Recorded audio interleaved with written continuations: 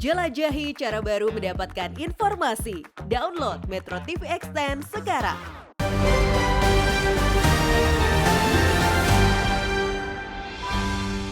Gemerlap semu investasi.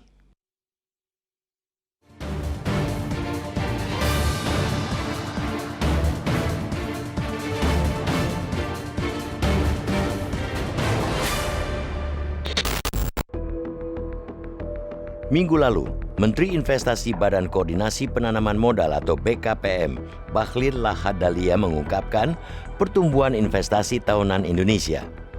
Untuk semester 1 Januari sampai Juni 2023, realisasi investasi mencapai 678,7 triliun rupiah atau tumbuh 16,1% dibanding periode yang sama tahun lalu.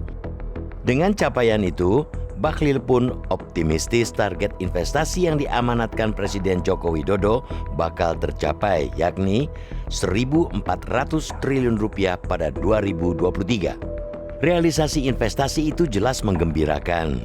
Investasi adalah motor penting ekonomi dan pertumbuhannya mencerminkan kepercayaan investor pada kondisi dalam negeri. Ini pula merupakan sinyal bagus bahwa kontestasi politik yang sudah terasa menghangat sejauh ini dinilai berjalan kondusif. Teori baku bahwa peningkatan investasi akan mendongkrak ekonomi juga terbukti. Di beberapa provinsi yang menjadi tujuan utama investasi, pertumbuhan ekonomi nyata terukur. Salah satunya di Sulawesi Tengah, yang masuk 5 besar provinsi tujuan utama investasi per Juni 2023, yakni mencapai 56,4 triliun rupiah.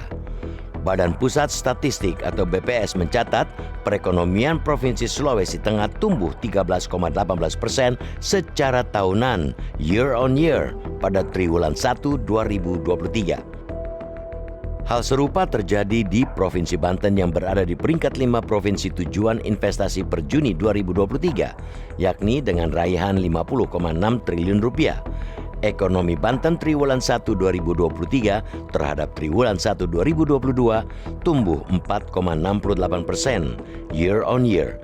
Namun jika kita menelisik lebih dalam ke angka lain ukuran kesejahteraan, maka gemerlapnya investasi tampak semu. Contoh paling nyata adalah presentasi penduduk miskin di provinsi tersebut yang juga justru naik.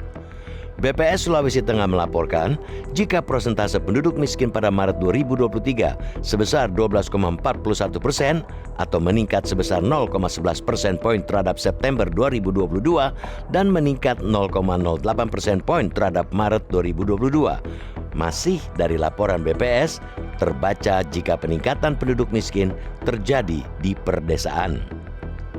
Sementara di Banten, presentasi penduduk miskin di Provinsi Banten pada Maret 2023 sebesar 6,17%, menurun 0,07 persen poin terhadap September 2022, namun meningkat sebesar 0,01 persen poin terhadap Maret 2022.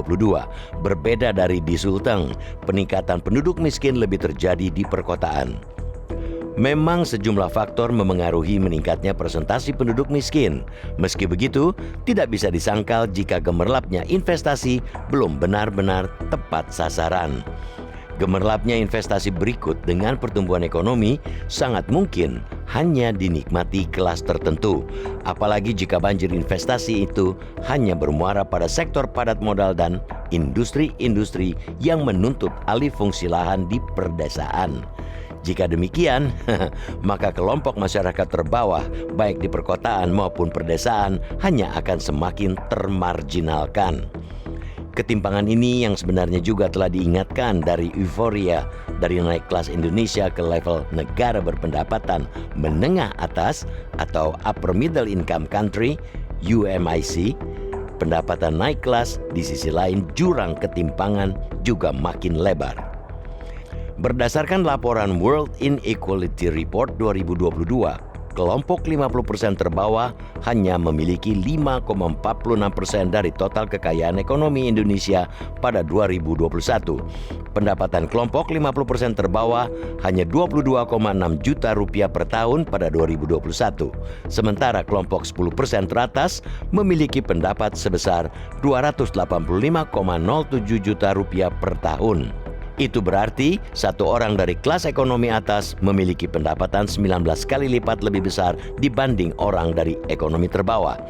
Kelompok masyarakat terbawa akan terus terjebak pada lingkaran setan kemiskinan karena minimnya akses pendidikan dan kesehatan. Jangankan belajar keterampilan baru yang sesuai dengan pasar kerja saat ini, banyak anak ekonomi bawah putus sekolah karena berbagai tekanan ekonomi.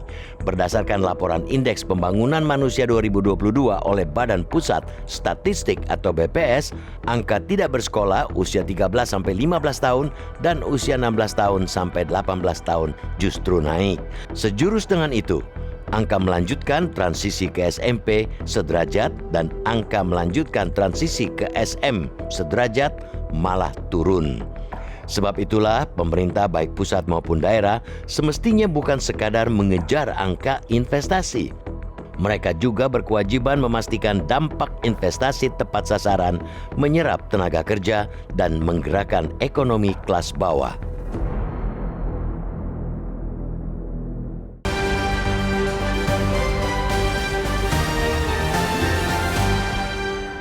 Cara mudah mendapatkan informasi dengan satu sentuhan jari. Download Metro TV Extend.